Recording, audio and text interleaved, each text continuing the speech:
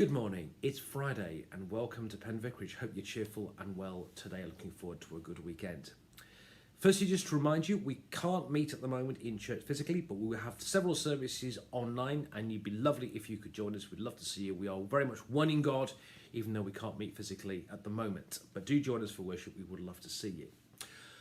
Also, for your diaries, on the 6th of December, please put it in your diary, 5:30 in the evening, we're going to do something we've never done before. Carol singing on the doorstep, a whole new way. A bit like we clapped for heroes a few months ago. The idea will be that you will stand at the door, here lots and lots of people will stand at the doorsteps with their mobile phones and their tablets or whatever you carry it on, and we will stream some carols. And the idea is that you turn your volume up on your tablet or your phone, and that we stand at the doorstep and we sing carols together. The idea being that we may live in strange times, but we can bring some Christmas spirit, some comfort and joy. We can sing carols together. That's the 6th of December at 5:30 in the evening. You'll be hearing more about that. Do keep an eye out for adverts and posters and so on, but that's a few weeks ahead. So, to the book of Revelation. I hope you are sitting comfortably because I think you might need your fire retardant trousers for this one. Here goes. Just to recap so far. Chapter 1, Introduction, John on Patmos. Chapter 2 and 3, Letters to 7 churches in Western Turkey. Chapter 4, incredible vision of God presiding over his creation. Chapter 5, we have God's scroll with 7 seals in it, and we find that Jesus, the Lamb of God, is able to open the seals and open the scroll. Chapter 6, we have the opening of the first 6 scrolls. Chapter 7, we have the rest of the vision of the opening of the 6 scrolls. And the chapter 8, which we have today, we have the opening of the last scroll.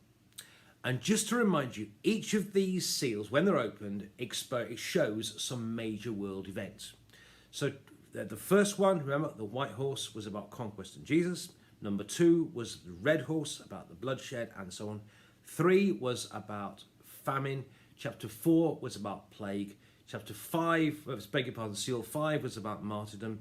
Seal 6, yesterday, was the natural disasters and the people of God.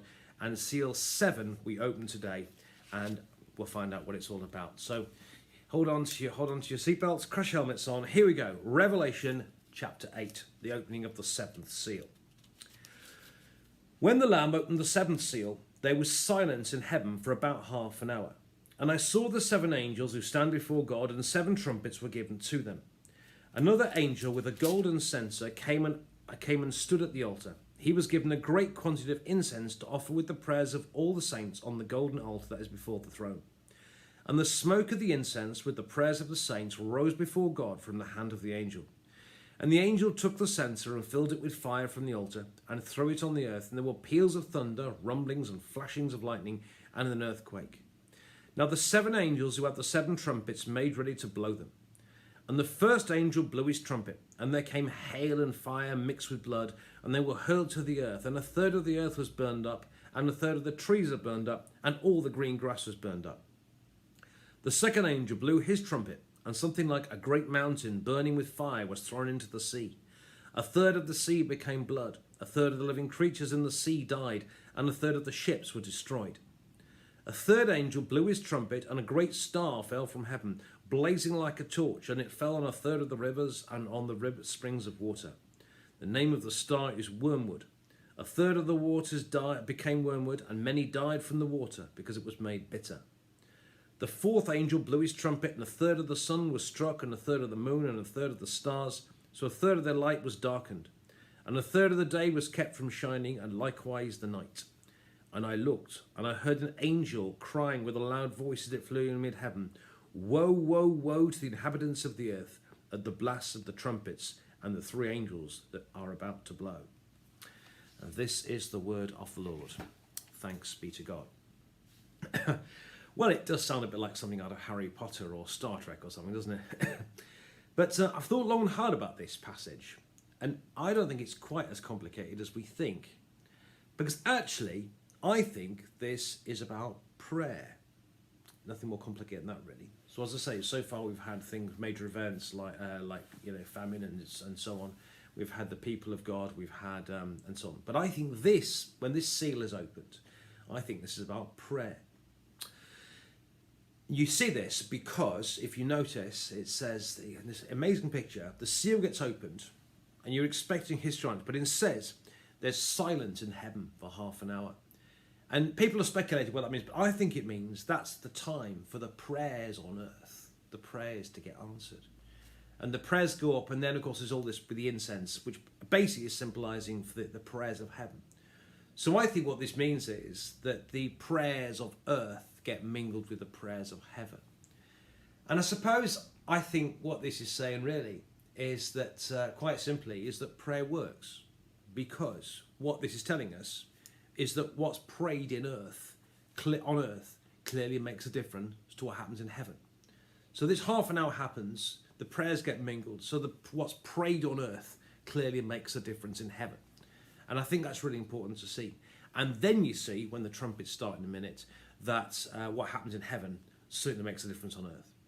So what I believe John is saying here, the message of this is quite simply saying, is that prayer works. Because what's prayed in earth is heard in heaven. And what happens in heaven clearly makes a difference on earth.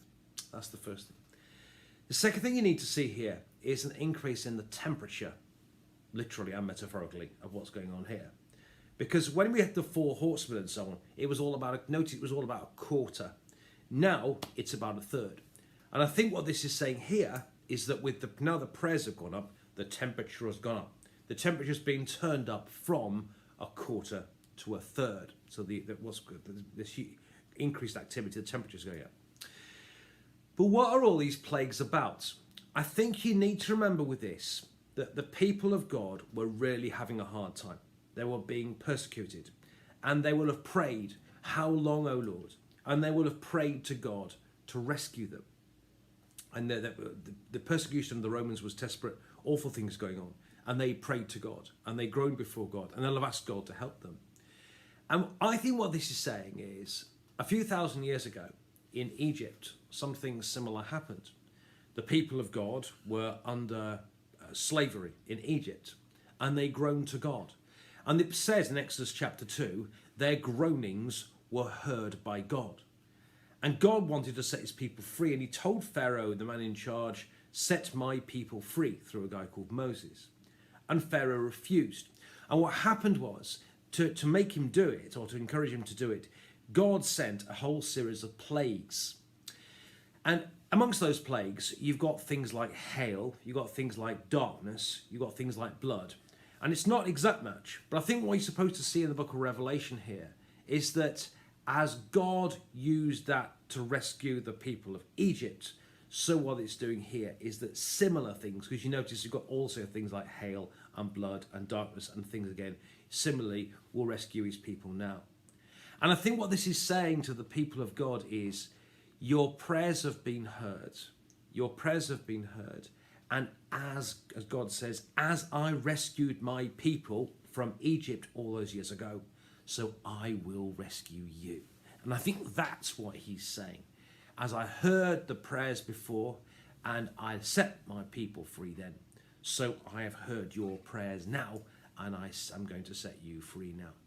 And the plagues are not an exact match, but I think that's what you're supposed to see. That this is really God's way of saying to his people, as I set my people free those years ago, I will set you free now.